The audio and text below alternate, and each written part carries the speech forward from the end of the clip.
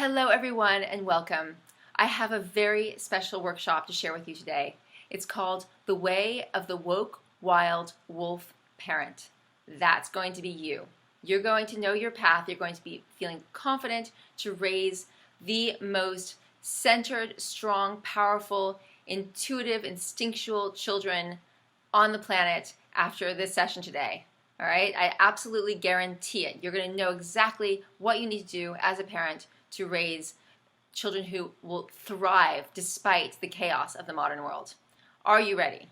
I'm so excited to share all this with you. Okay, I'm the mother of 3 children, Tundi, who's 18, Tommy, who's 16, and Electra, who is 7.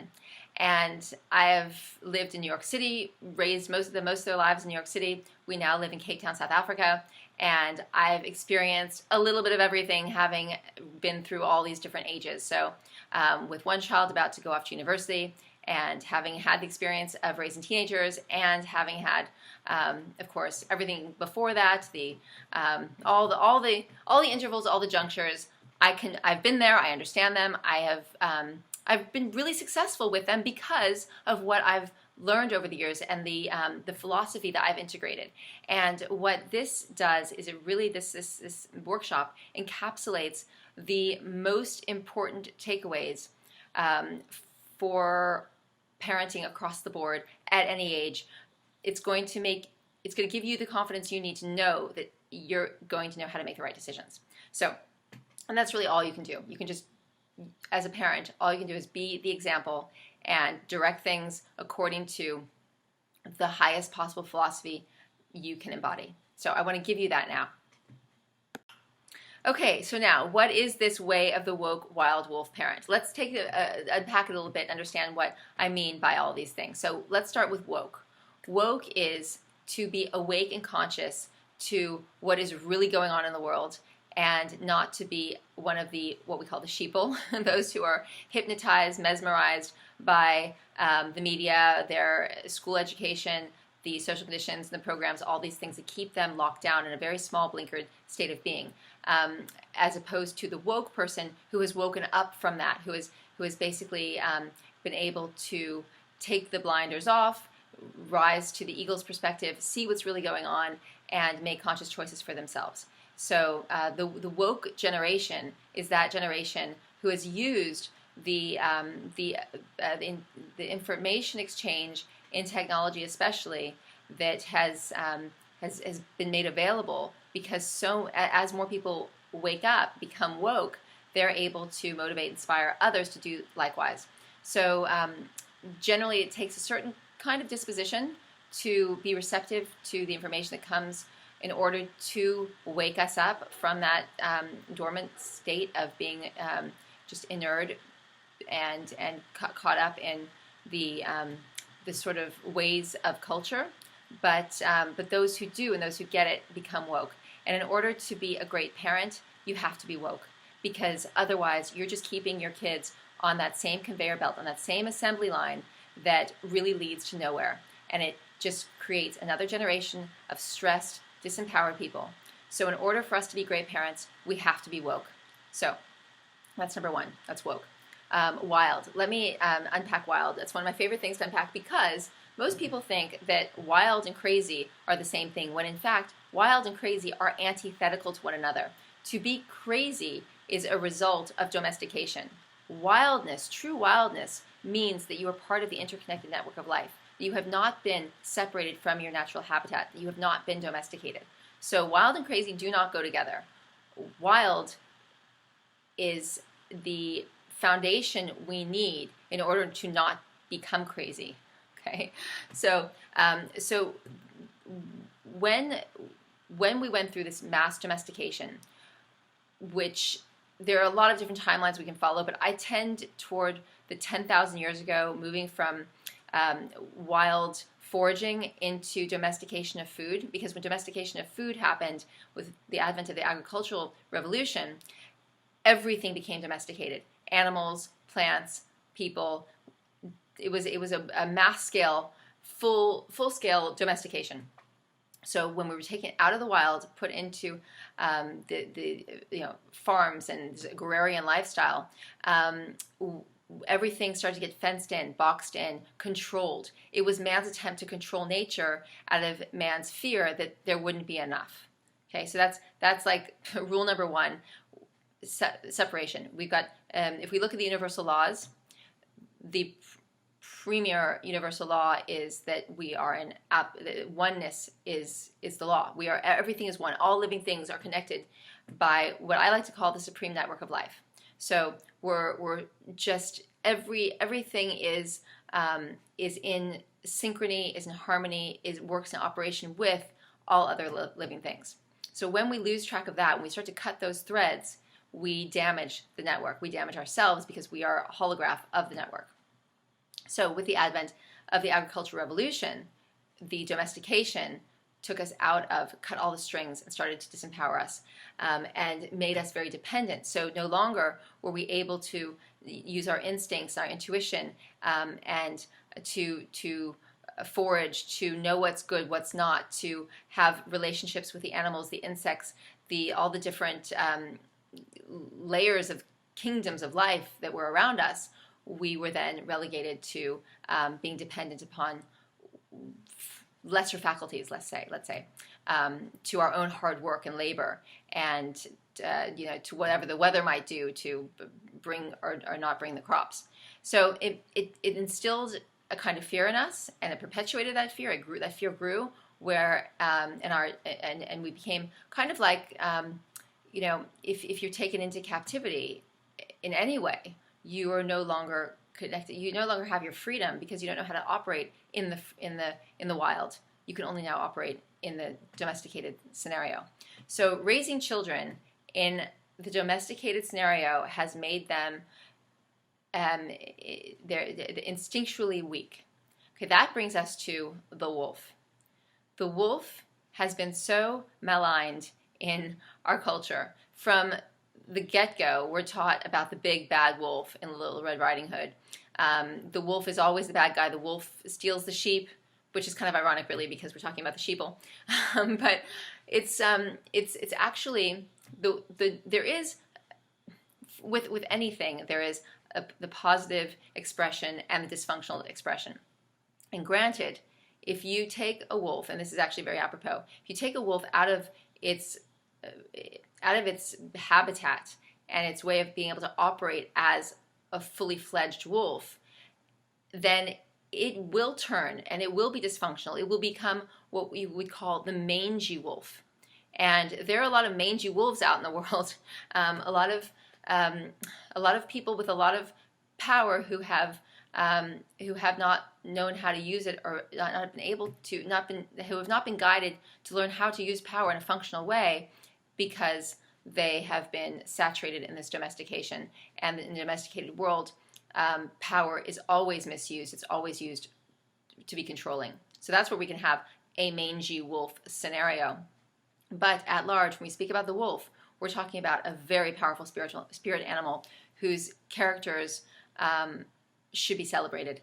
And because we're talking about children, we're obviously contextualizing their lives in a larger community, a family community, whether that family is, as an adopted family or whatever the dynamic is. It's still a pack. It's still, it may be 2 people in a home. It might be 60 people in a home. We're still talking about a pack, the concept of the wolf pack, and then we have the larger community around that. So wolves are, they know how to operate in concert. They know how to care for each other. They understand proper hierarchy. There's a communication system working among them, which comes from that wildness. So that is the woke wild wolf, and you are the parent. So, and this is what we want you to be able to embody and become. So now we have the parent. Who is this parent? Who is the woke wild wolf parent? I wrote a little something I just want to read to you about to that end, to answer that question. The woke wild wolf parent is the mother or father who, by being fully connected with their own wild nature, their own wild parent archetype, knows instinctually what is empowering and what is disempowering to her children, and teaches them this above all else. Okay? So, first of all, we cannot teach our children anything that we don't already embody. We have to be in touch with our own wild nature, our own woke wild nature, in order to be able to impart that precious substance, understanding, way of being, way of operating to our kids. So first and foremost, we are not powerful as woke wild wolf parents if we are not already woke and wild in our own state of operating.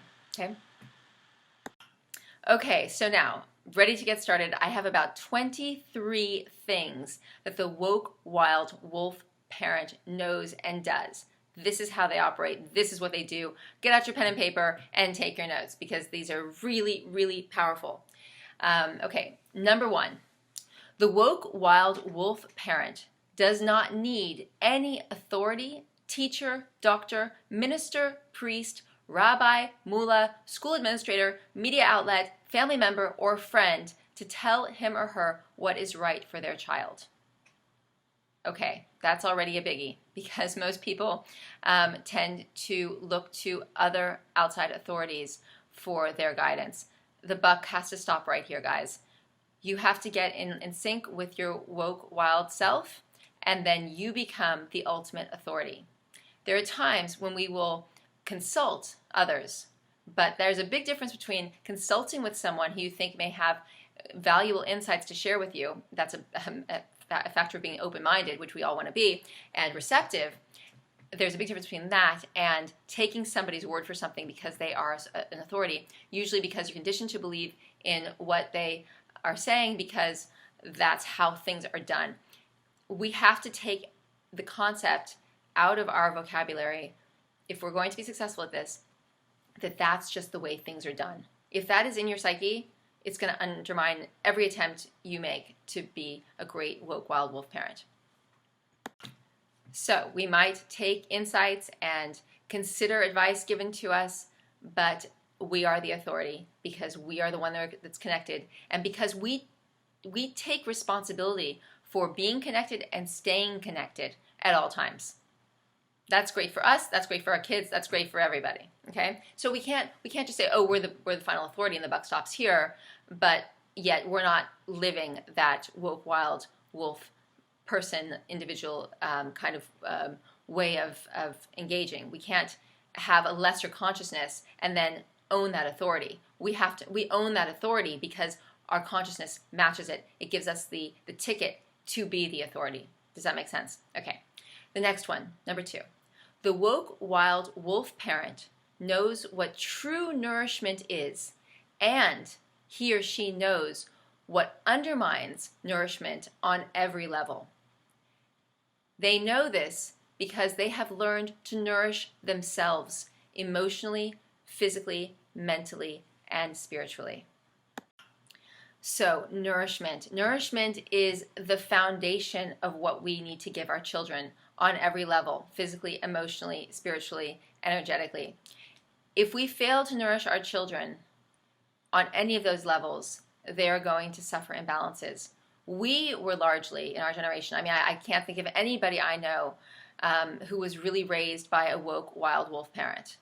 And to some degree, there's just been really no way to grow up with the tools that we needed in order to become people who knew how to nourish ourselves.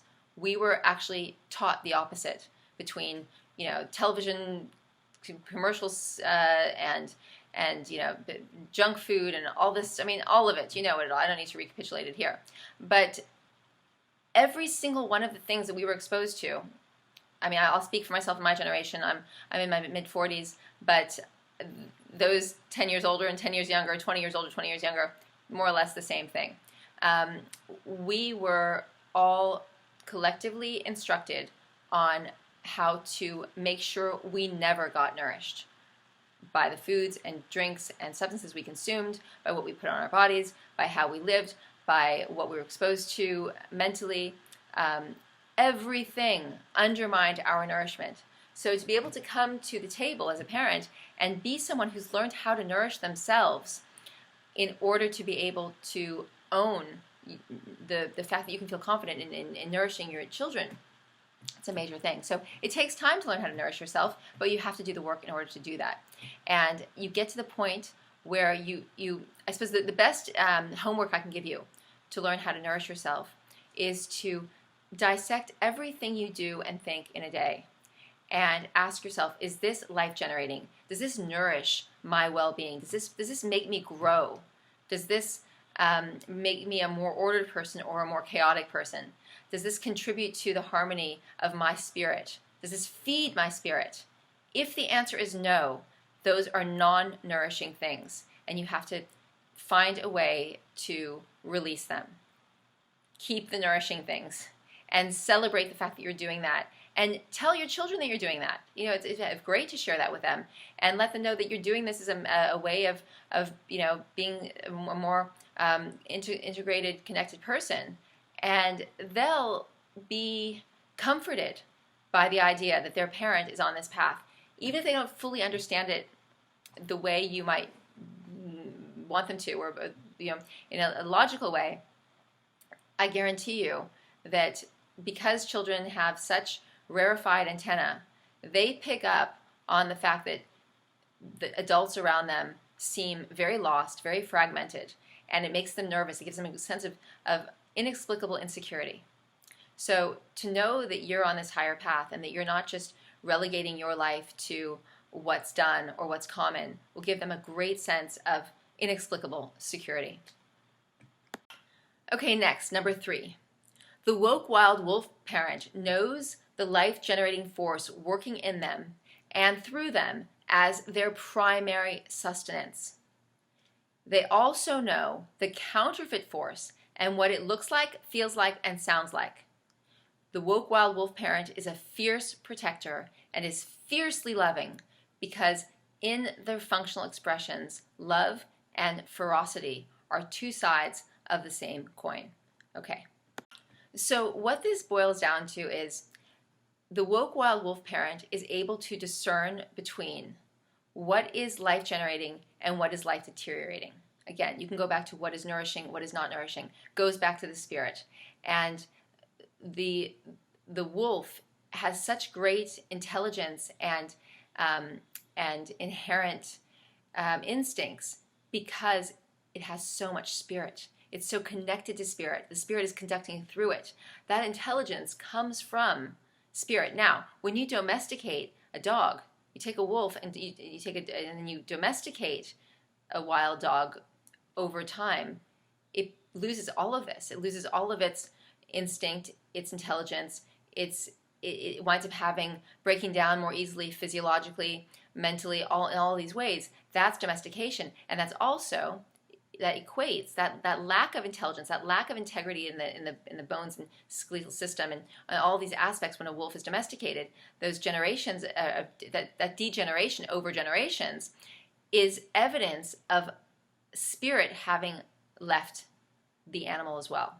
So when we have a wild animal, a wild human, we're actually talking about a concentration of spirit being of a much higher concentration, much higher amplification than that of the domesticated one. And that's why domesticated people get so depressed, because they're missing their own spirits. They're cut off from their spirits. There's no conductivity. As the conductivity that it's supposed to be there isn't there.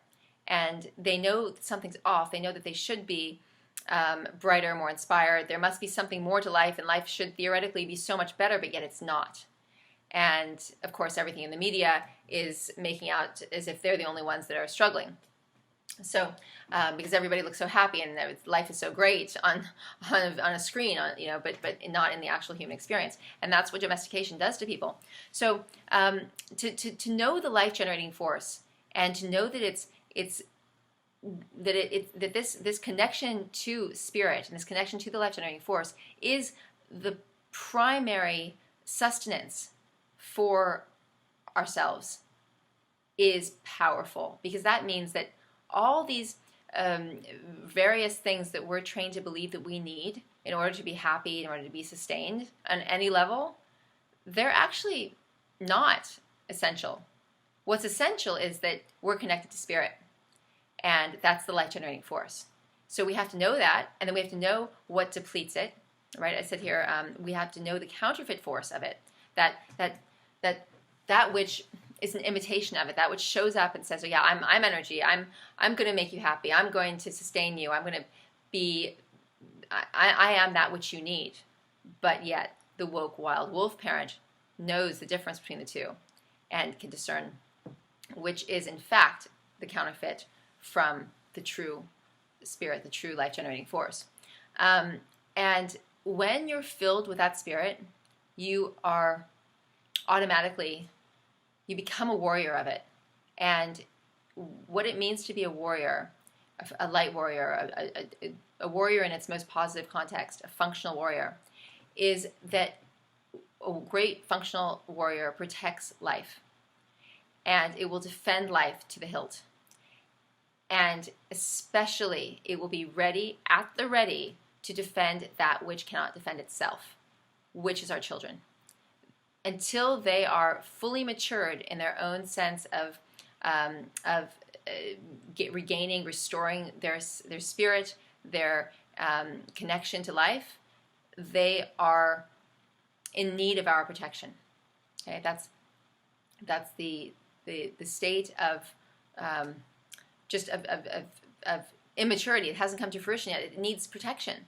So that which cannot protect itself, that is where this fiercely loving response in the woke wild wolf parent is coming from. It's not going to stand for anything that would detract, siphon off, deplete the life force, the spirit of their offspring, which cannot yet protect itself. And then the goal of parenting at large, if we understand this properly, is that we raise up children who know how to maintain, sustain, harness, increase their own spirit, their own life force, that they become able to discern between that which is life generating and that which is life depleting. And they're able to hold that and then protect that which cannot protect itself as well. And that's maturity. And that's when you're able to, you have a storehouse of power, you don't deplete it, you don't let it go, and you take responsibility for all your actions, and you take responsibility for the fact that you're needed in a cooperative, interconnected way in the system of life to keep providing that. And as you do so, you continuously evolve. And this is the beauty of where parenting becomes, in many ways, very simplified. Because if we keep our focus on that, all of these other questions kind of are answered by themselves. How much screen time, what should kids eat, how do they manage their friendships, and whether they should be sexually active. All of these things just start to become abundantly clear. And what's more is that when children are educated in this philosophy, they're able, even before they're fully matured, they're able to make these decisions for themselves because they get the blueprint for how things should work. Okay, so let's go to the next one. Okay, number 4. The woke wild wolf parent knows that chemicals, vaccines, cell phones, junk food, and cacophonous frequencies of any kind shut down the wild nature and thereby compromise survival. Okay, this is cool. So what this means is that if you're a woke wild wolf parent, you know that if you want your children to survive, they cannot be torn down, depleted by, onslaughted by these chemicals and heavy metals and vaccines and junk food and radiation, 5G, 4G, all of it.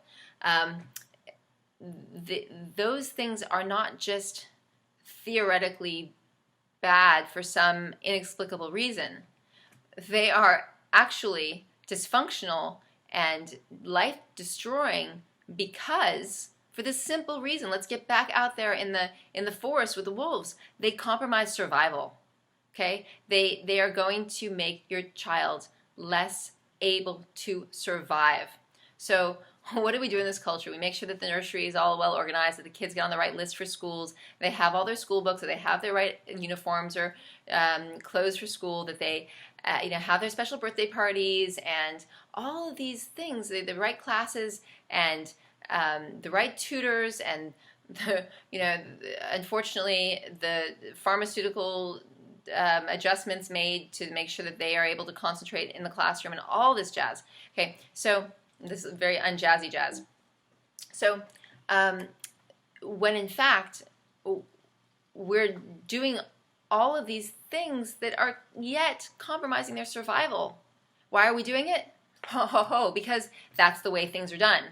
You see how damaging that is, how dangerous that is, and because everybody else is doing it, and because if I don't do it, then then my kid will be the one who doesn't get the better grade. And trust me, I have dealt with this in my own home, and I have not been happy with things I've had to compromise on in my own home. But again, we're often one of the challenges that the woke wild wolf parent has is in co-parenting with a parent who might not have the same philosophy. So whether or not you wind up executing on your highest, the choice that you would like to see manifested in the household with your child, at least you'll be conscious of the fact that it is unfavorable and why it is unfavorable. So we're talking about the biggest thing we can talk about, which is the actual survival, not just are they going to be a little disappointed or are they going to get a little bit sick, or we're talking about their survival. Okay, so the woke wild wolf parent knows that chemicals, vaccines, cell phones, junk food, cacophonous frequencies at large shut down the wild nature and thereby compromise survival. When we shut down the wild nature, we compromise survival. All of those things will make our antenna less sharp, compromising survival. Okay, number 5. The woke wild wolf parent knows that the instinctual self is essential to functionally interpreting and responding to life. Okay, when do we ever talk about instinct? We just, we talk about information, intelligence, IQ scores, grades, list of things we need to do. Some people can go through their whole lives without ever actually thinking about instinct. And the problem is that all of these things we just spoke about in the last point that undermine our instinct, our wild nature, because wild nature and instinct are pretty much synonymous, right? So wild instinct, anything that is going to break that down is going to make it impossible to respond properly to life. So if we don't have our instincts intact, then what are we doing? How are we making decisions? We're making them from the conditioned self, from the programmed self, from the culturally directed state of mind. And if we do that, we're going to be on the conveyor belt. There's no two ways about it. If we do that, we're going to wind up with all the problems that the masses suffer from. If we want to be able to have any chance, a real survival, a real thriving, we need to get that instinctual self back. So we have to look at all the things that break it down, things like the chemicals and the radiation and the vaccine residue and all this stuff, the cell phones, the cacophonous frequencies, all of these things. We recognize that they compromise our survival, and they compromise our survival because they remove our ability to be in steady, constant contact with our instinctual self. Okay? And how do we bring that instinct back? We slowly but surely wean off of these things that compromise it. We get into nature. We put our feet in the soil. We breathe deeply. We see the value of nature. We teach our children the value of nature.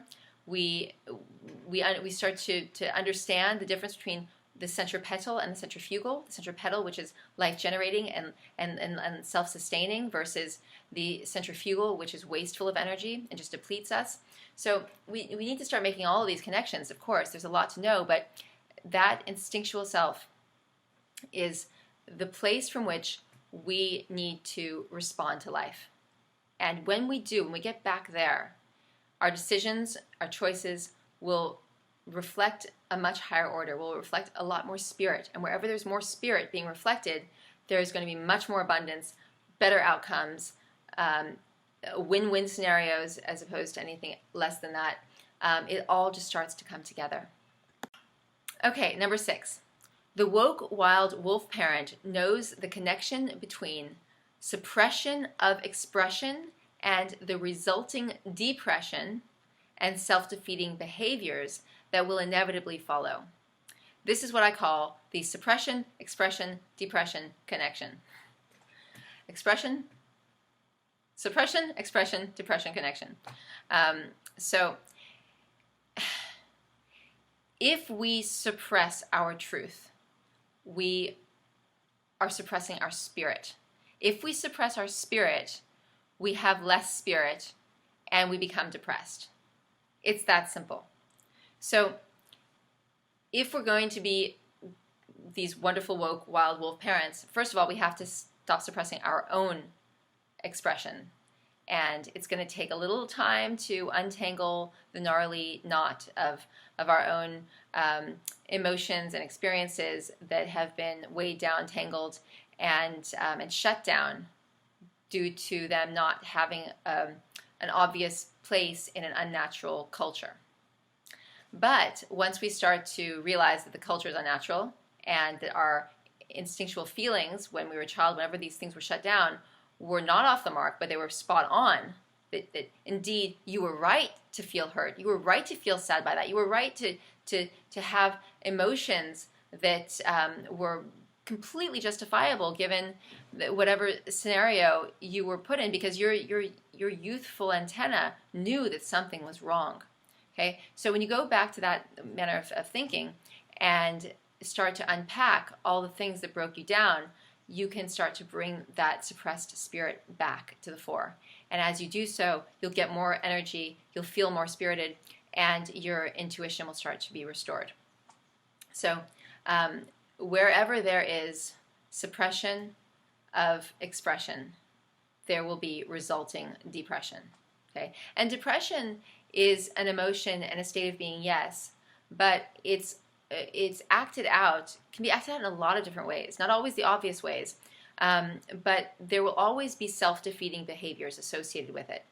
So you might not maybe think of yourself as being a textbook depressed person, but are your habits self-defeating? Are they spirit defeating? Are they soul destroying? Are they, are you? So that will tell you whether you are held down. When I say depressed, it's not always mopey. It's not always like sleeping all day, and it's feeling held down. It's depressed, pressed down. So we got suppression, which will lead to results, I should say, in depression. And when we can figure out what was suppressed and functionally bring our spirit back, then we're not going to have that depressed result. We're suddenly going to feel spirited. And being spirited is also becoming empowered, is becoming powerful. Okay, so now next. So let's actually do a little bit of homework on that point. If you could just start to dissect your life at large and think about where you shut yourself down, and then you can ask yourself, well, was I valid? Were these feelings valid? Was I right? Was I wrong? I mean, was I affected by something that was projected on me by somebody who was culturally programmed and socially conditioned? Was I am I validated in my feelings? And most of the time, you're going to say, yes, absolutely, I was. And it's not to hold any kind of anything against the person or the establishment or the group, whatever it was that made you feel that way, because that's not going to be functional. It's just important to look at it and say, okay, this is where it was coming from, and actually my feelings were justified, and I shut a part of myself down that I should never have shut down, and in shutting that down, I shut something down that I need. So if I'm going to be a fully connected whole person, I need to get that back, because that was an important part of me. Every part of me is an important part. And as above, so below. People think that the tonsils and the appendix and all these things are just, they're not necessary. Everything's necessary. All of your feelings are necessary. Everything about you is necessary. It's what makes you you. And you didn't come into this world to be partially you. You came into this world to be all of you. Not a you that's partially suppressed and having to hide things. And in fact, often what happens is people wind up accepting dysfunctional ways. How can I put this? They start to accept themselves and their quirkiness as who they are, when in fact that quirkiness is sometimes created out of suppressing their realness. So before you accept labels that you've even put on yourself, make sure that you're not creating a false self unconsciously simply because your true self is being suppressed. Some of you will get that, some of you won't. I'll let that sink in a little bit, but there are a lot of categories that people are finding themselves in the modern world. A lot of labels they're putting on themselves, and having to kind of make friends with that label, despite the fact that, make friends with that concept of themselves, that label, and yet it's not even the true them. And then they get even more depressed because it's like, well, wait a minute, I'm this, but this doesn't even really feel right, but I'm going to just pretend it does because I need to have an identity. So let me use this identity, but it's just because that stuff that's suppressed, they haven't been restored to. So we have to restore that which has been suppressed. And don't be afraid of it. This is a really big deal, you guys. One of the things that happens when we don't listen to our truth is just like with symptoms. Okay, so if you have a cold and you suppress the symptoms, you have a fever, you suppress the symptoms, it comes back as a more intense symptom later. It's not going away. It's just been suppressed. It's been dormant.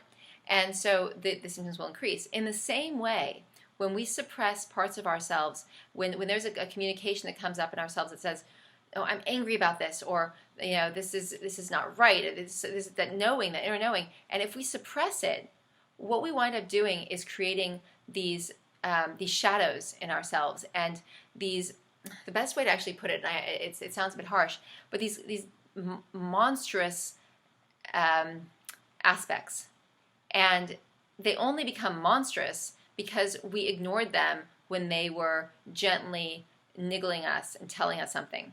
So they're not actually monsters, but they feel like it, they look like it, they can express like it, simply because the gentler voice they came through with was ignored.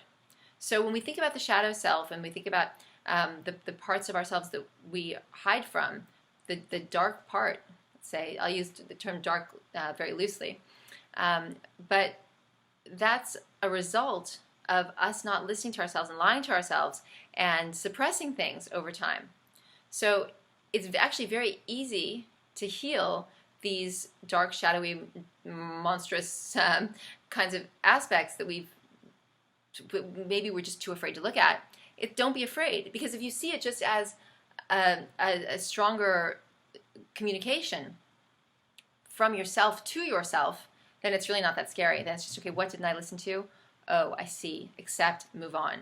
So it just really changes the tapestry there, where sort of those parts of ourselves that we don't want to look at come in. And when we do those things, what really happens, and this is really exciting, is that the self-defeating behaviors tend to go away, like, right along with it. Okay, number 7. The woke wild wolf parent knows when to hold her man cub and woman cub closer and when to let them take on greater independence and work through struggles on their own. She knows that by interfering at critical growth junctures, she could completely undermine pivotal leaps into maturity. These leaps would mean the difference between survival and obliteration in the wild and in captivity.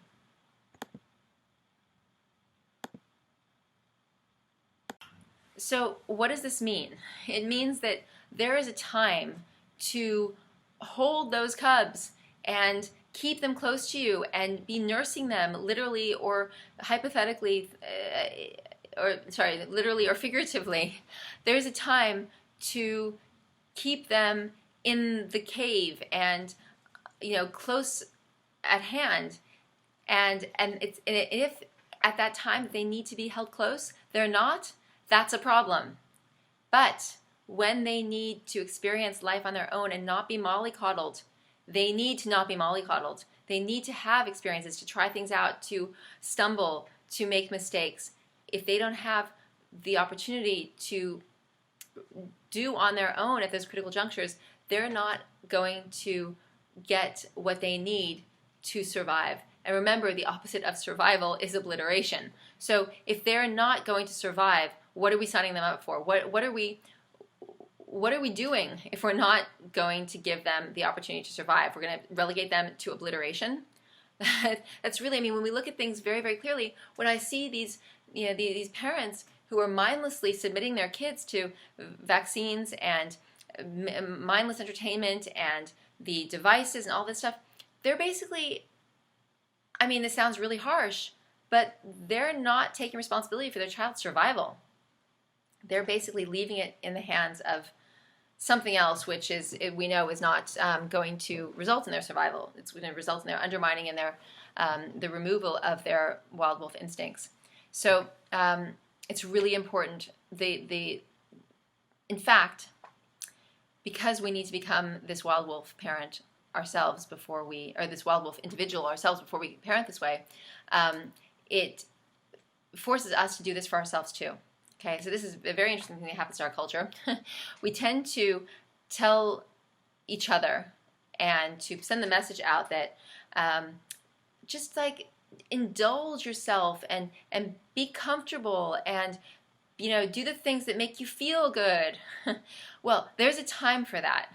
There's a time for that, and there's a time to exert discipline and go on adventures and force yourself out of your comfort zones. Because if you don't do those things, you're not going to be viable. You're going to wind up being weak, and you're not going to know how to operate under pressure. You're not going to know how to actually hold yourself up and grow.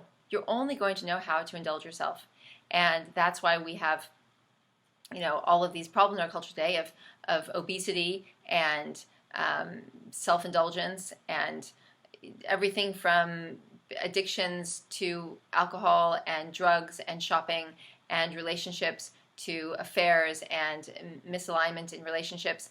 It's all a mess because of this lack of knowing the appropriate time to comfort ourselves and the appropriate time to discipline ourselves. And we get that right for ourselves first, and then we can very easily and readily identify when those moments are there for our kids and when we need to hold them closer versus giving them the opportunity to grow through experience. Okay, guys, number 8. The woke wild wolf parent knows that they are their offspring's example. They must embody all that is required for life to thrive. Therefore, they do not compromise a life of meaning for anything less, despite what others think of what they choose to spend their time on. The woke wild wolf parent does what is necessary to remain sovereign, strong, and sound. They know that their cubs will learn by example, not by preaching. Okay, so the crux here is that they do not compromise a life of meaning for anything less. Okay, so how do we teach by example? It's not just having our kids watch us make a vegetable juice or take care of ourselves by going for a jog, doing yoga in the garden, doing our essential oil routine in our bath. Those things are good, and it's important for them to see us take care of ourselves. But why do we do those things? We do those things because we want to have a life of meaning. We don't want a life of anything less than having meaning. What is meaning? A life that resounds with value, that shows its fruits, that is so full of spirit that we wake up every morning and go to bed every night feeling inspired and satisfied, that knowing that we're on the right track and that we are conducting the life force energy with the universe. And that by doing so, by being in that state of mind, great things happen for us and those that we are connected with, that are exposed to us, that that interface with us.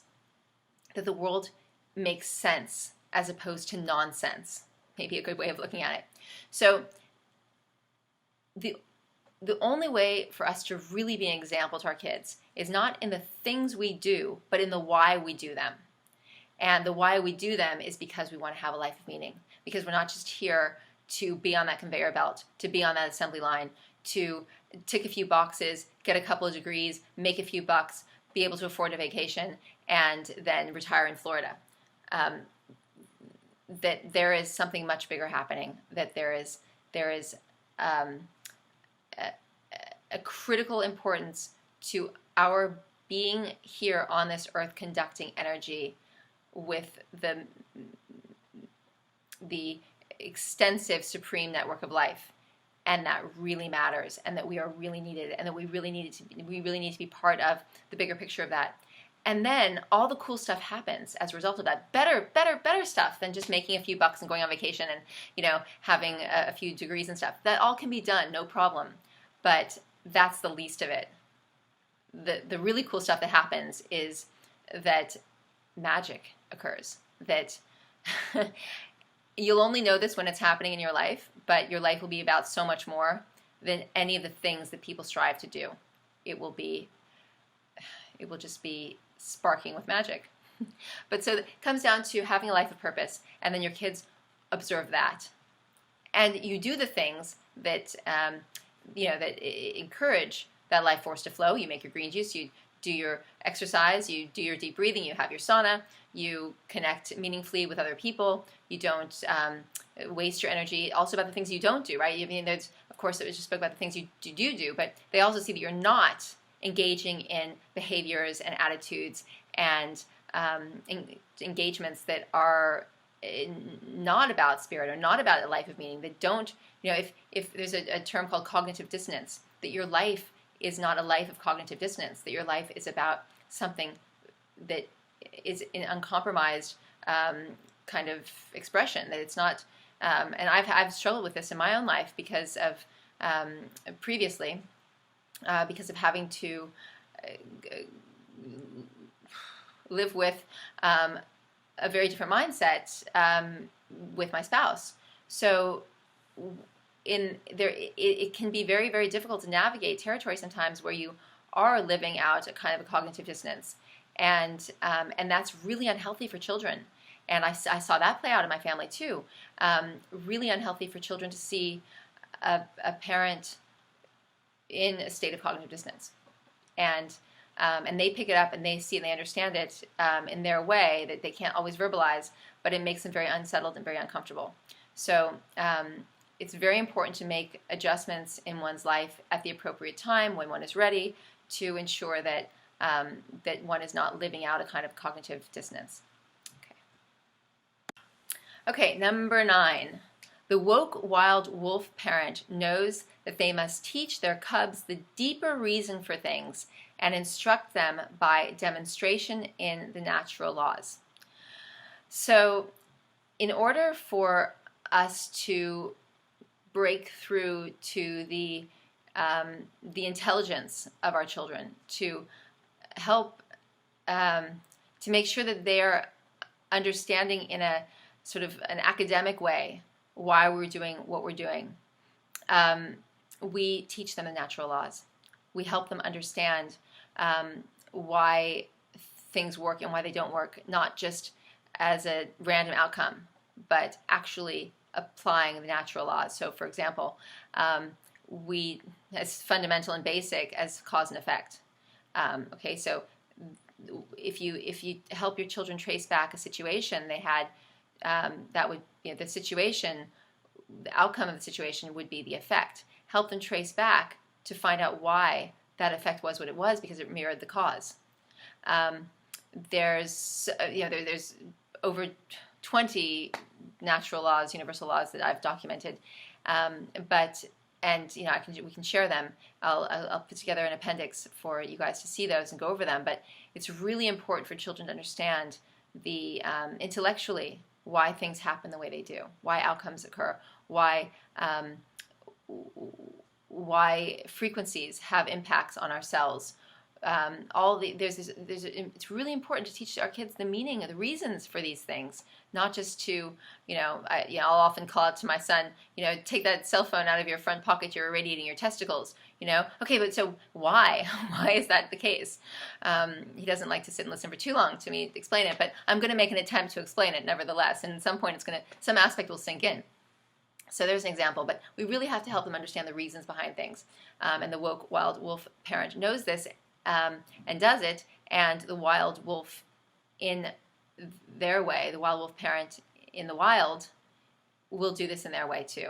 There's rationale, there's reasoning.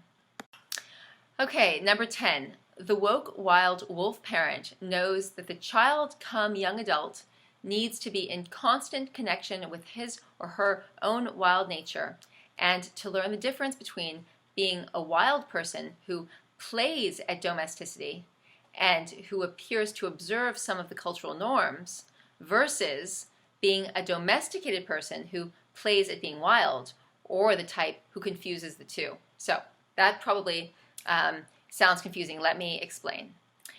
So to be a woke person who plays at domesticity, that's what we want to get to.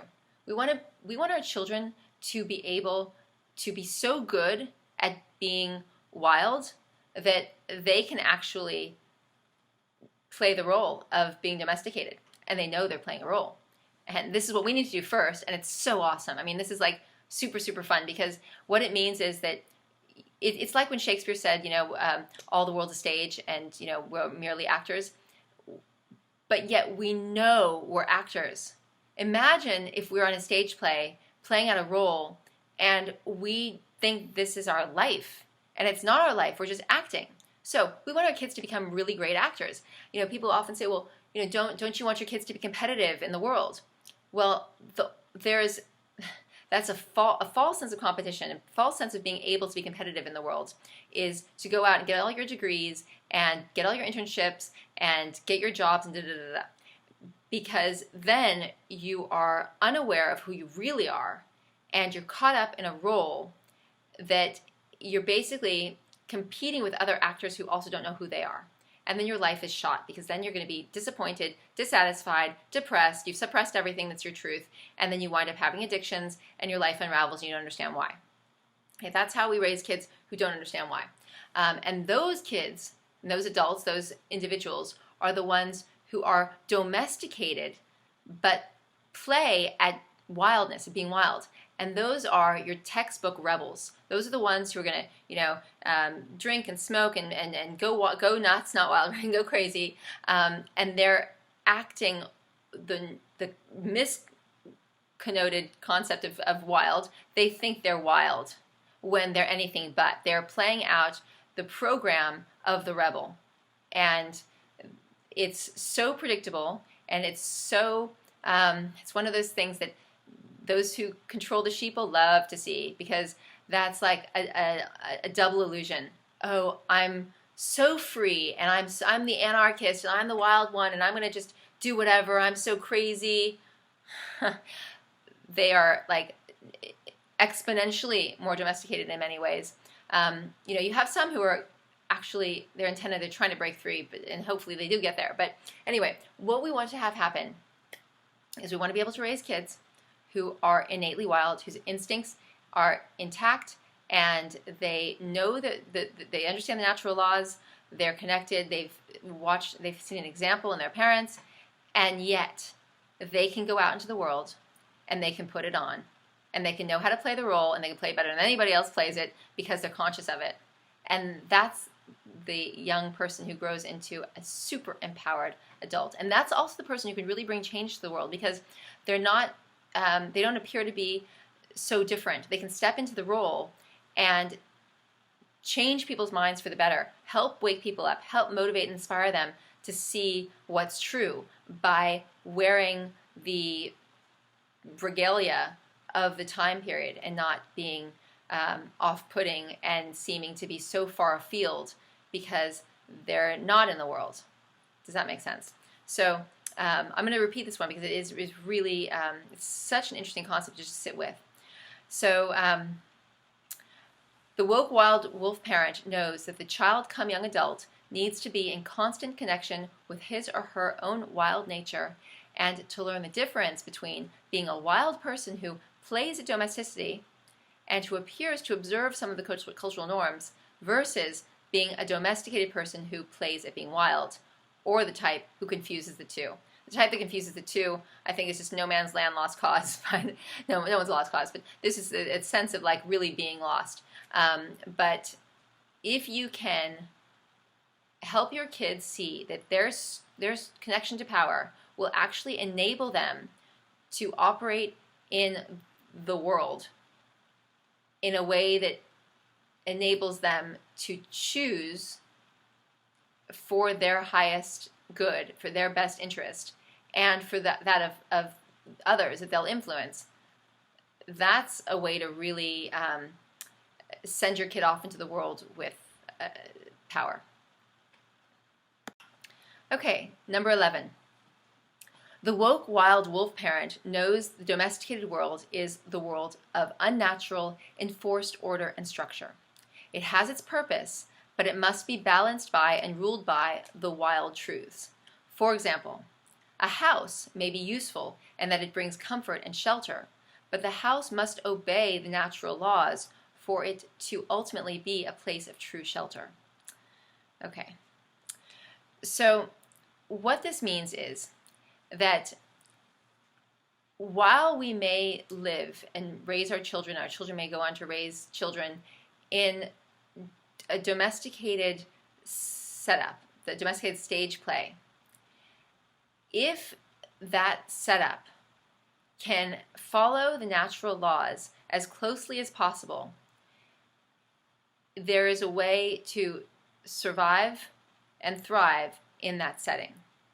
So, and by comparison, equally so, a great a scenario of wealth and a big beautiful house and all of these things, if it doesn't follow the natural laws, won't be a place of survival and thriving. So, we teach our children how to keep spaces and things and all of this paraphernalia that comes with domesticated world, keep it as much in harmony with natural laws as possible in order to make the world we're living in work for them and not disempower them. So that means clean spaces, minimalistic living, minimalistic expenditure, knowing how to be happy with what you have, keeping things simplified and clean and in flow, making sure there is always flow in their own bodies and their spaces with their relationships. These are the things that are so important. So let me just repeat this one more time so you guys have it down. The woke wild wolf parent knows that the domesticated world is the world of unnatural, enforced order and structure. It has its purpose, but it must be balanced and ruled by the wild truths. For example, a house may be useful in that it brings comfort and shelter, but the house must obey the natural laws for it to ultimately be a place of true shelter. All right, number 12. The woke wild wolf parent knows that adolescence is an initiatory process, just as adulthood is. They know the importance of helping their children find their place in the bigger picture at those critical junctures. And they know their own initiations. They will one day become an elder, an old crone, having embodied the shrewd-minded, wily-eyed, sharp-eared status from having escaped victimhood from the predator. I've quoted here from Clarissa Pinkola Estes' Women Who Run with the Wolves, which, if you haven't read it, you have to read it. You have to read it over and over again. My copy is dog-eared and underlined, and I've got, I mean, it's quite a sight. So let me repeat this quote. Actually, it's such a great quote from Women Who Run with the Wolves, Clarissa Pinkola Estes. And she's referring, in this case, it's referring to to a woman. So let me say it as she said it. She will one day become the old crone, having embodied the shrewd-minded, wily-eyed, sharp-eared status, having escaped victimhood from the predator. Okay, this is so cool. So this shrewd-minded, like not going to accept just anything, absolutely going to figure out what works for the individual. Okay, wily-eyed, like you're not getting anything hypnotic or programmed past these wily eyes, because they are so much running their own show in their own game, connected to the network. Like there's no getting nonsense past them. Okay, and this I love, the sharp-eared status, that chick, where you just are so attuned, your antenna is so sharp. So shrewd-minded, wily-eyed, sharp-eared status, having escaped victimhood from the predator.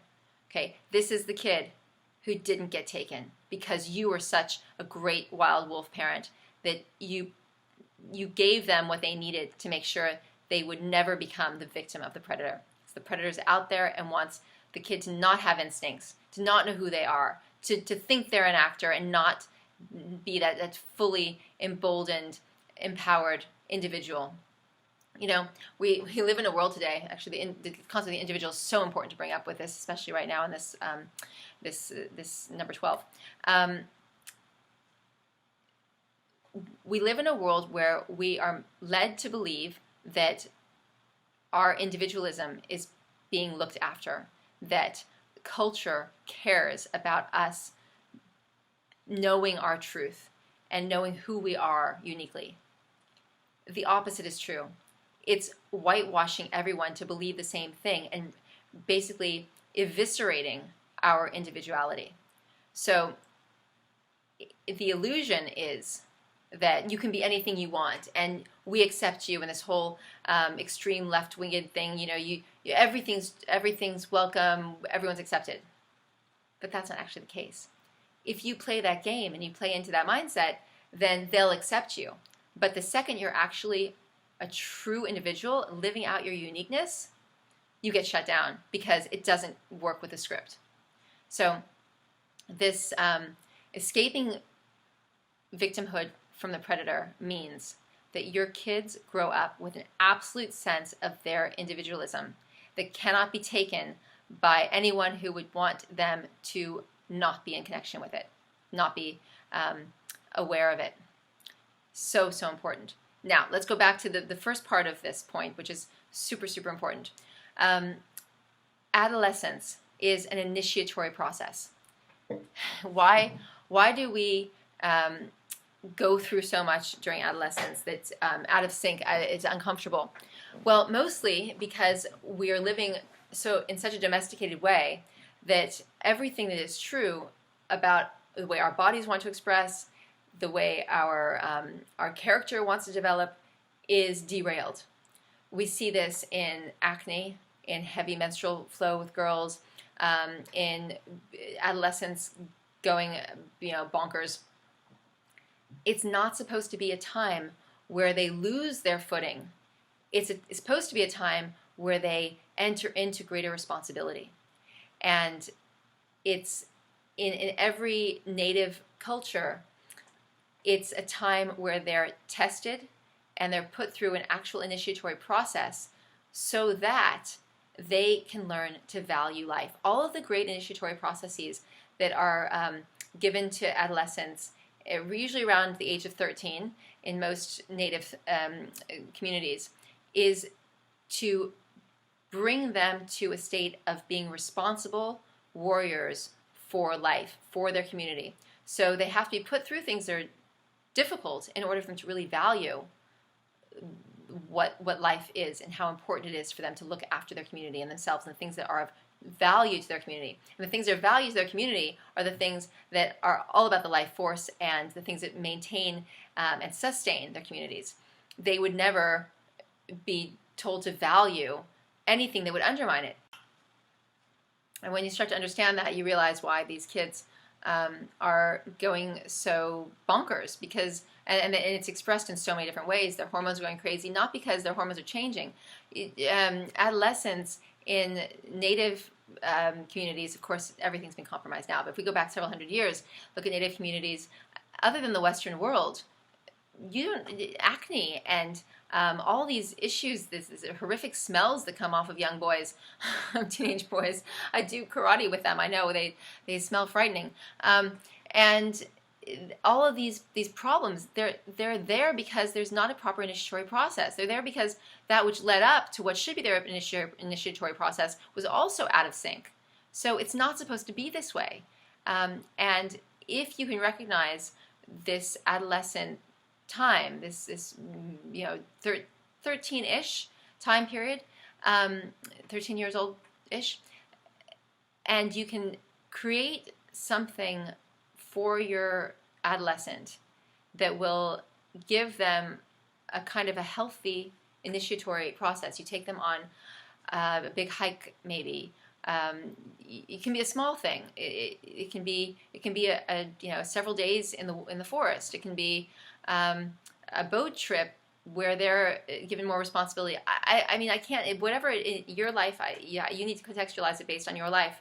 But and I can try and provide some examples. But this idea that adolescence is just a kind of a change of age and hormones doing funny things, and suddenly you've sprouted a man and a woman, and there's boobs and hair in places there wasn't hair before, and voices change, is so much a small part of what this emotionally, spiritually transition is supposed to be about.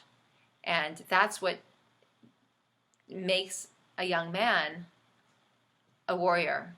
That's what makes a young woman a warrior. And that's what's needed. We need to know how to be warriors for life, not to be angry and aggressive, but to be able to effortlessly and masterfully, because we understand what is life generating and what is not, protect life. That's what being a peaceful warrior is, because you're so much in touch with what is of value, and that it never even really gets ahead of you, that the things don't ever go so wrong, that you need to have an all-out assault, because day by day, moment by moment, you're making choices that are in harmony with life, not the other way around. Right. Okay, I know the light is shifting, but if I stop to change the light, my setup based on the light, we'll never get through all of these. So here we go. Number 13. The woke wild wolf parent knows that menstrual blood is power, and it is potential life. It has the pre-nascent soul energy in it. It is called anlage, and it should not be plugged up or intoxicated with chemicals, or worse yet, suppressed with hormones. Okay, so the wild wolf parent, dads, sometimes you're single parents and you have to deal with this as well. So we're just going to speak about this very, very openly. Young women need to understand what is going on when they're menstruating. This term, anlage, it's spelled A-N-L-A-G-E. It's a pre-nascent energy, and it's in the menstrual blood. It's pre-nascent. It's in the it's the egg that isn't fertilized. So it cannot be compared to regular blood. It has so much life in it. It's ready to become a soul. It's like off the charts. So to not allow this to flow through the body without being impacted by chemicals or by blocking it or by hormonal suppression is essential. And we see what happens when young women are suppressing, using the chemicals, plugging themselves up. They have terrible cycles and terrible, terrible symptoms that come from them. Young women should have absolutely seamless cycles. And if they're not absolutely uneventful, as in you didn't even know your period was coming until it showed up, there's no premenstrual symptoms, there's no excessive weight gain and bloating and upset and emotional trauma and all of this stuff.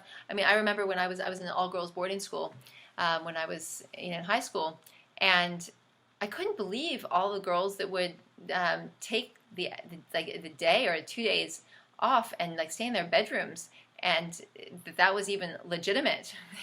They called it NW, Nature's Way, and I just thought to myself, this is ridiculous. I mean, I didn't even understand why at that point, but I just thought these girls were really like lazy or something, because they shouldn't be in that state. Now, maybe that was a little insensitive of me because I wasn't having the same symptoms, but looking back, I think that they were the girls who were really unhealthy. They were the ones who were, eating the really poor quality diet and watching more television than they should and not exercising, and it all equated.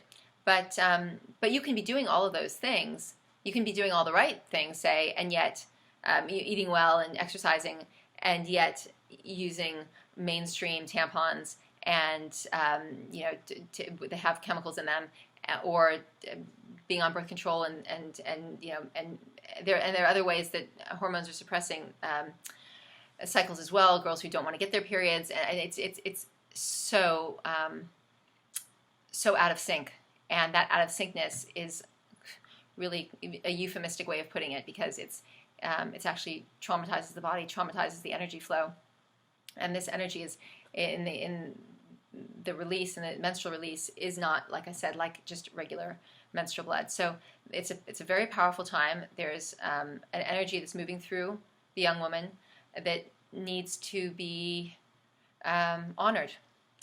So if your adolescent daughter is, or any age, is struggling with her period, it's heavy, it's very dark red. It shouldn't be very dark red. It should be a pinkish red color, a healthy woman. If there's tampons should not be used on a regular basis. They should be used occasionally when needed, only when needed, and they need to be organic tampons. The birth control story is a whole, I mean, there's so many categories we can go into, but basically, we don't want to suppress, we don't want chemicals, we don't want plugging up. This is precious energy, and it needs to be seen as such. And where there are symptoms, that needs to be seen and understood as an alarm bell from the body. Okay, number 14. The woke wild wolf parent knows that the health of her grandchildren is at stake, and that with each generation, in an entropic world, there is degeneration and decreased organ fortitude. She knows the books must and will be balanced. Okay, this means that what you set into motion is going to have an effect. This is all about cause and effect. Entropy is things going from order to chaos. Syntropy or neg-entropy is things rising to a higher order, either from chaos or from order to a higher order.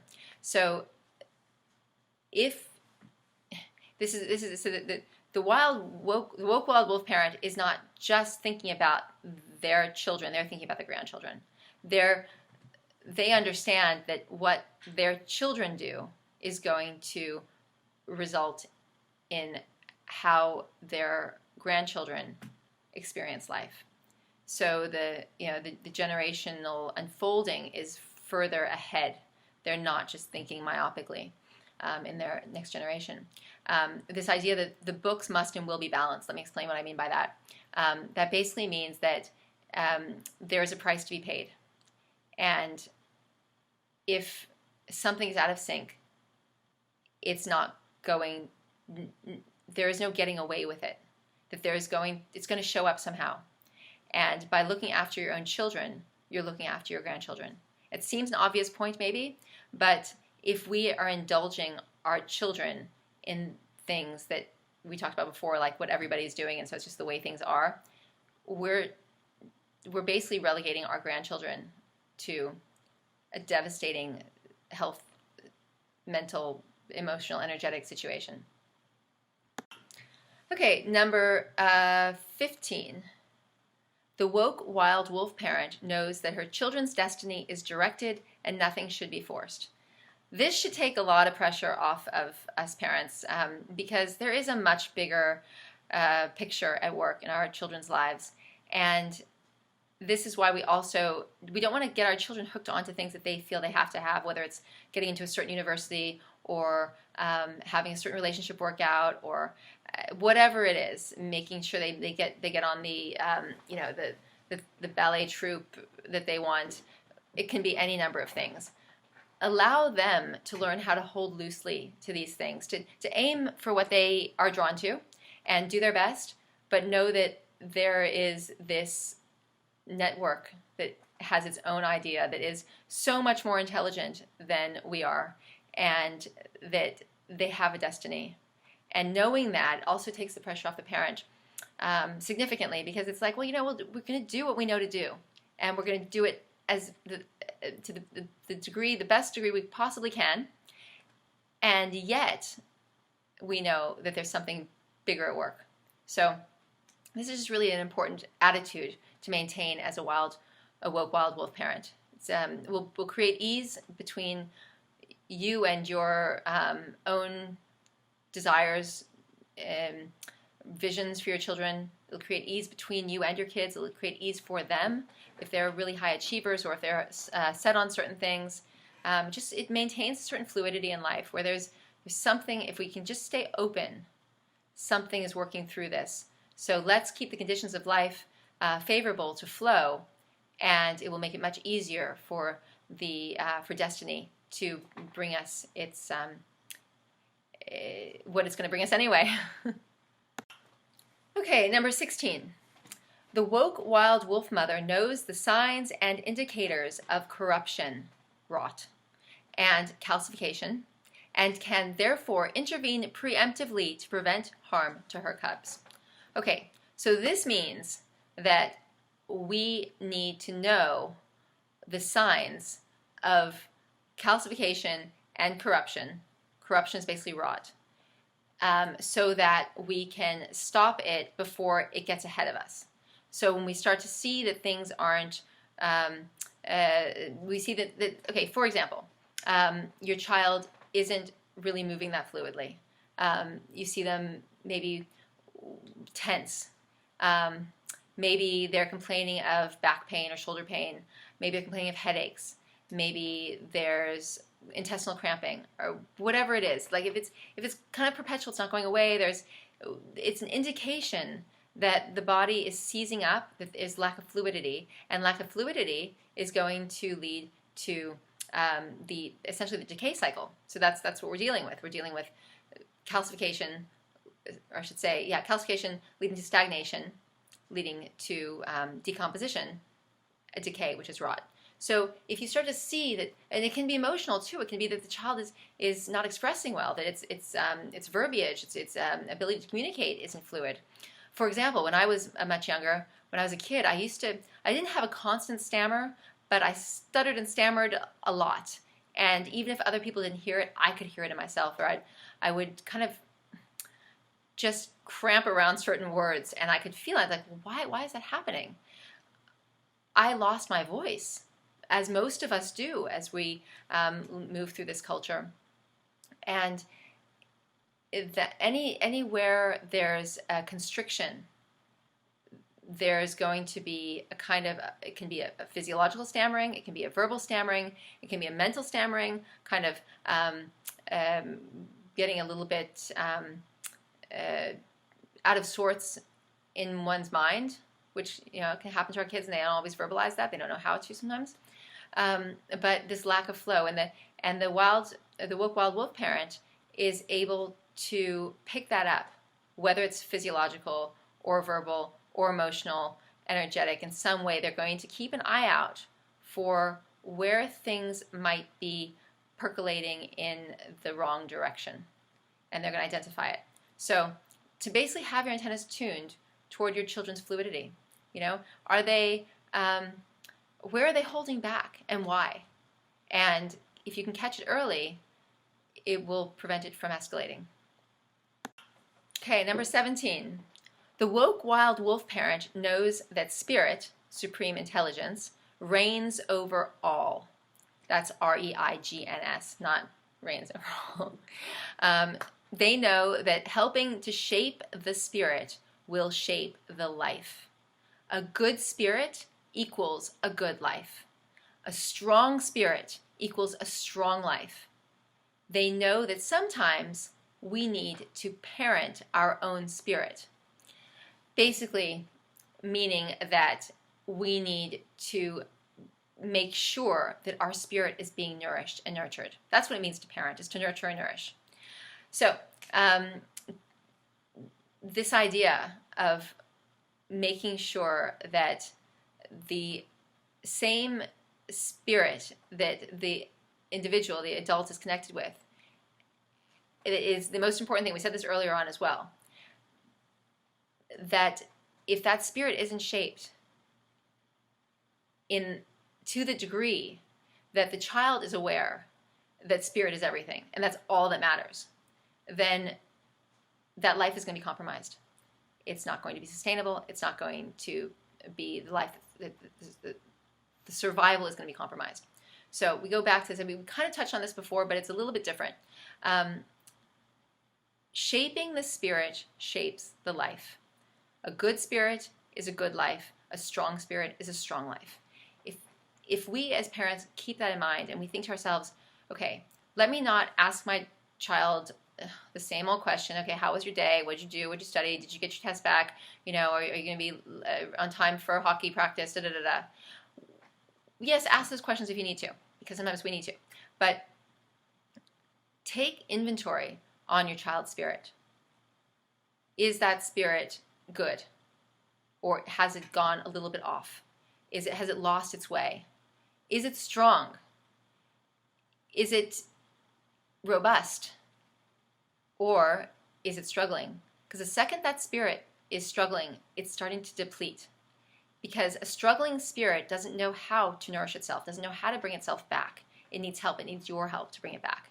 And often the response that we have as parents is a kind of a frustration, because usually when the spirit is less robust, then the room gets messy maybe, or the child talks back maybe, or doesn't groom itself properly. I mean, it can be any number of things, and then we react, and then we get upset because we're trying to run the household and keep things in operation, and they're not playing their role and being party to it all. So we usually react with that. Instead, we must first tune in and say, well, is the spirit being depleted? Why is it not robust? Why is it not valuing that which is of value? Why is it not taking care of its spaces? It's not to say that we can always fix it, but we need to be aware that that's the problem, because then we can at least address it from a place that's not going to deplete us further and is going to continue to show them what a life of meaning looks like.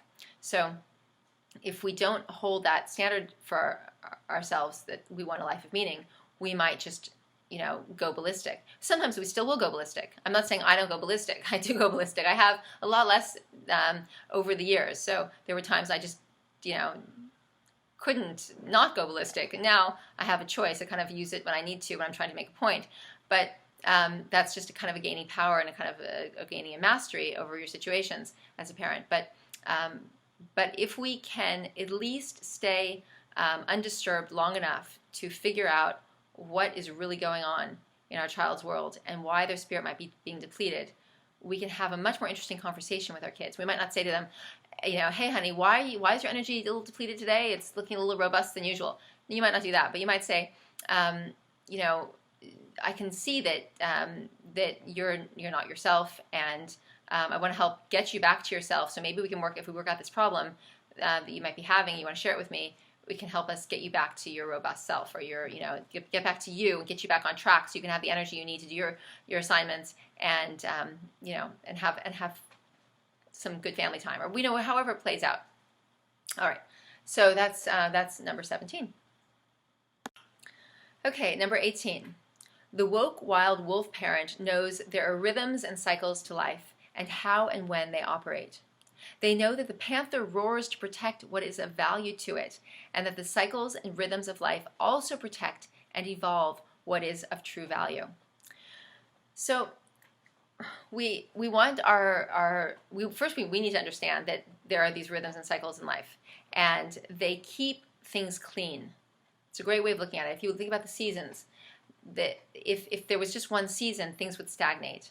And the movement of seasons keeps things flowing and recharging, which enables there to be a syntropy, an evolution of things.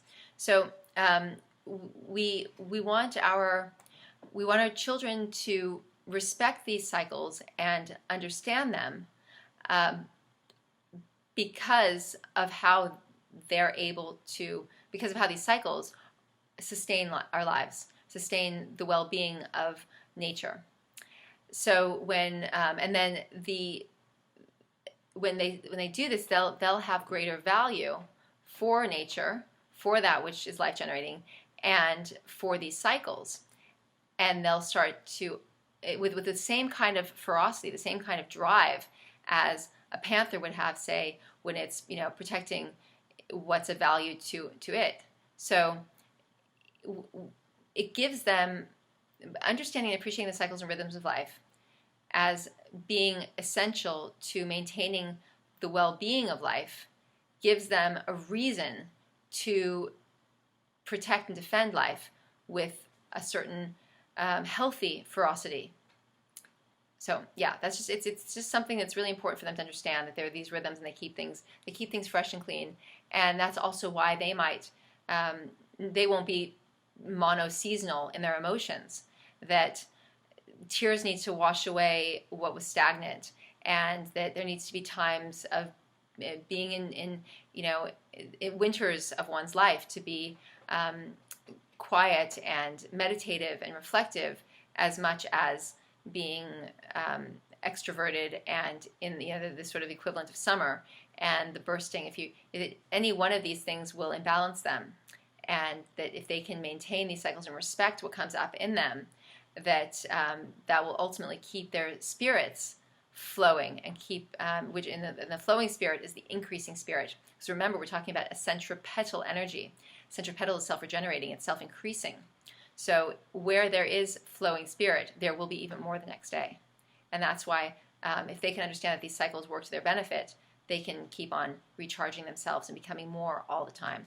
And that's where the power lies. It's not in the check they're going to get from their job. The power is in the quantities of spirit that are going to fill them and fill their lives, and that may translate into great material wealth or modest material wealth. It's irrelevant. The fact is that they're going to have real wealth, and that's what wealth management is really about, is managing your spirit, making sure that it's always in an expansive, growing state. Okay, number 19. I'm going to keep this brief because this is sort of the fundamental of what I've been teaching for the last 20 years. But the woke wild wolf parent knows the vital importance of cleanliness and teaches its children that cleanliness begets healthy rhythms.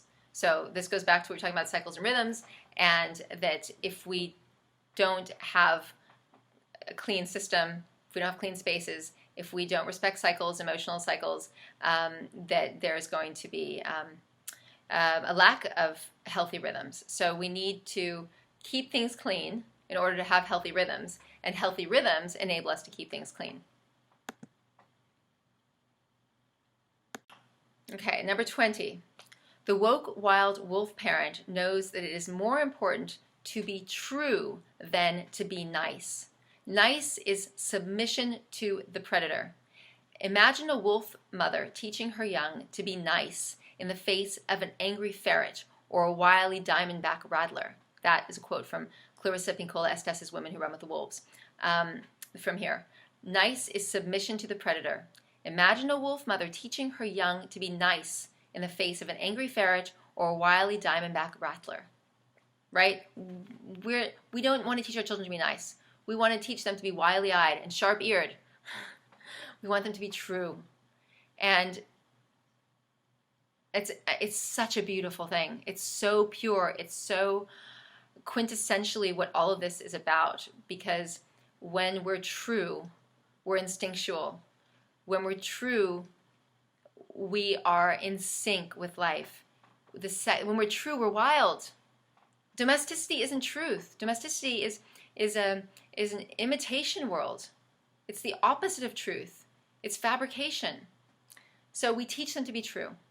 And we do this in every way, all the time, around the clock, by being true ourselves. Because we can't teach them something that we don't own. And it comes back to having that life of meaning, that life of purpose. Because that is truth. And when they see that and they feel that, and they see that it feeds us and nourishes our spirits, and they see it not because we're not fake, because you can't fake it. They're either seeing, wow, mom and dad, like they have something inside of them that I don't see in my friends' parents necessarily, that I don't see in the world. Like they seem to be lit up with something. They're connected, and not connected, with their devices. They're so connected, and that's what we want to. That's what we want to teach our kids. This niceness. Everybody's taught to be nice. It's compliance. Nice is compliance. It is one of the biggest insults to the human spirit there is.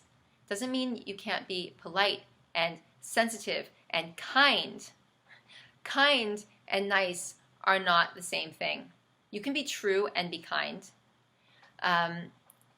But nice implies that, and not always, but in this context, okay, nice implies that you're overriding a desire to be true in order to make somebody else more comfortable. We don't want that. We want to teach our kids to be true. Throw nice out the window. In fact, you want them to be so true that they can, rip out the proverbial jugular on somebody who's going to be the predator and try to turn them into a victim and try and take their uniqueness in some way, to take their individuality in some way to take their spirit. You need them to be ready to be fierce. And that's where things like martial arts come in really handy. It's a great practice to establish boundaries and to know how to be bold and protect your own space and defend your own space. But yeah, true, not nice. Okay, number 21. The woke wild wolf parent knows they must make their children aware of subtle danger, to not be naive, to trust their instincts. Okay. Be aware of subtle danger. Seems obvious, but yet we are so inured to subtle danger. Most of our day is spent in subtle danger. In fact, I live here in South Africa, and one of the reasons I often have this debate with the locals who, like, well, why would you leave America? Everything is so organized and ordered, and here it's a mess, and we have all this corruption in our government, and da da da. And I always say, actually, and I in the best possible sense, I'd like to think I have got a strong patriotic heart for my own country. But what struck me when I was in America was the insidious corruption. It was the mind control and the manipulation and the stuff you couldn't see. And it's not actually subtle danger. It's quite an obvious danger when you see it from that perspective. But it's so much under the radar for people that it would be in this category of subtle danger, of what you maybe is not looking like. So for example, in South Africa, there's obvious crime, there's obvious corruption, there's obvious, there's physical danger, real life physical danger. Whereas in America, there's the danger of losing your mind, of becoming so much consumer that you just lose yourself.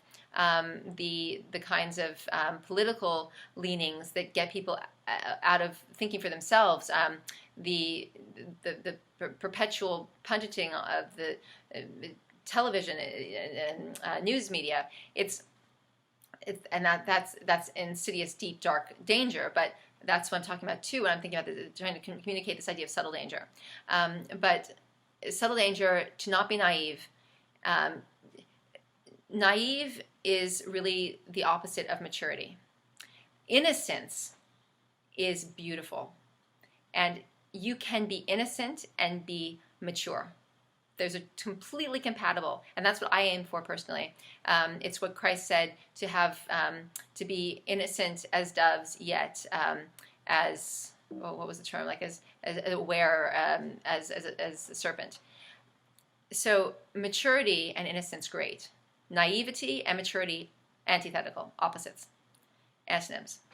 So we want to make sure that our children are not naive, that they really understand what's going on around them, that they can read the signs, they can read people, they can pick up on subtle danger, and of course to trust their instincts. And you can't really trust your instincts unless you've trained your instincts, unless you understand that you're operating from a place of instincts. We need to teach our children to practice using their instincts, and they can then come back to us and tell us maybe how that worked or didn't work out so well for them based on the scenario. But that kind of evaluation is a more interesting conversation to be had than, how was your day at school? You can say, well, did you have a situation today where you had to use your instincts? Well, every day we have to use our instincts in multiple ways. So obviously there's going to be some way they'll be able to figure out and bring up. And then, they can say, well, I used my instincts, but actually I was wrong. And then you can unpack that. Oh yeah, I used my instincts today, and boy, am I glad I did, because had I not, I would have, X, Y, and Z would have happened. So these are the kinds of conversations you can have around that. But again, the woke wild wolf parent knows they must make their children aware of subtle danger, to not be naive, and to trust their instincts. Okay, number 22. The woke wild wolf parent knows to teach her cubs to speak up and speak out, to be of ever-ripening consciousness, to be curious, to question everything, to be able to see what's coming.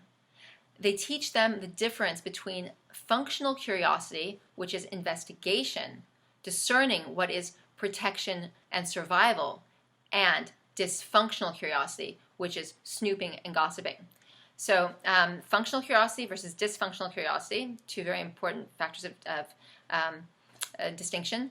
And let's take this apart. To speak up and speak out. Often we're taught to do that maybe for a cause, but not for our own cause, not for our own individuality. To learn how to use the voice, to not have a voice that's shut down, to speak what is true. And that's not to say to indulge your, to be lazy with your emotions and lazy with your words. It's to really think about what is true. To speak up not unconsciously or not indiscriminately, but to speak from that place of truth if you're going to speak at all, number one. And then to say it, to possess confidence around it, to direct it out into the space, because that's an important projection that needs to be made. It's your expression of yourself. And if you hold that back, then you're suppressing, then you're going to wind up down the whole expression, suppression, depression, connection, express. Okay. So speak up, speak out, and then this curiosity point, to be of ever-ripening consciousness, to be curious. And that curiosity, that healthy, functional curiosity, is what inspires us, or what drives us to question everything. And to understand the why behind the why and the why and the why. And kids naturally do this. This is innately inbred in us. We go through these times with our kids, and they're like, but why? And we can get a little bit impatient sometimes, but actually that's one of the most important things they can do. And then you want them to constantly be in the state of doing that, so that they they keep on getting to the bottom of the bottom of the bottom. Because only there will you find the original substance. And that is where you find spirit, because spirit is the original substance behind everything. So ultimately, if you keep on going, they say if you dig a hole, you finally eventually kind of dig a hole to China. If you keep going and you go behind, you're going to eventually get to spirit, and then you'll know that spirit is the originating factor of all things, and then you'll want to sync up with that, because that's where the power is. If that's the originating factor, if that's the place where all things originate, then that's the place to be. That's where the real wealth is. That's where the real success is. That's where the real satisfaction is. All right. So, and then just to remember that discretion over between functional curiosity, which is investigation, versus dysfunctional curiosity, which is snooping and gossiping, which of course loose lips sink ships, and anyway, there's so many unfavorable things will happen to a person who is a gossip, who snoops, who goes down that road. It is such a wasteland of fools. But healthy curiosity is a reservoir of abundance and wealth. Okay. Okay, guys, number 23, our last point. The woke wild wolf parent knows how to see beyond appearances and teaches this skill to her cubs. What does it mean to see beyond appearances? Isn't what we see what there is? What does that mean? Well, actually, if we go behind the layers, we'll see that what is visibly appearing to us is a result of vibration and light and sound creating a kind of a blueprint that makes its way into form. And that's true for the physical things that we see, as well as things that happen in our lives. So we want to teach our children to see why things are the way they are, to look behind what is apparent and see why that's apparent. Why did that show up the way it did? Oh, because of X, Y, and Z that's behind it. So we need to learn ourselves to see behind appearances, see beyond appearances, and we need to then be able to convey and communicate that to our cubs. So that is an incredible skill that will make you so powerful as an individual and as a parent, because it will enable you to see what no one else can see, and therefore respond to things in a much more grounded, centered, conscious way than just accepting what is and having a knee-jerk reaction to that. So just to briefly recap, I want to bring all this back to a point of cohesion. In order for us to have children who are going to survive and thrive, they need to be connected to their instincts. They need to know how the universal laws work. They need to know how to maintain fluidity and clarity and cleanliness in their operations. They need to be able to see behind appearances. They need to be connected to power, which is spirit. And when they do, and when they have the space for destiny to flow through their lives in this way, you can know you've done your best work and you've given them the best tools they can possibly possess to move forward in their lives and bring something of meaning, not just to their lives, but to the world at large, which will in turn bring huge satisfaction, abundant satisfaction that can never be had in the world of illusions, in the matrix, in the sort of state of being that is where the unwoke, the domesticated, live their lives. So thank you for listening, and thank you for trusting this guidance. I know it will serve you well, and I look forward to any feedback you might have and stories you might have to recount based on your application of this. And again, yeah, thank you, and here's to you being a woke, wild, wonderful parent. Lots and lots of love. Bye for now.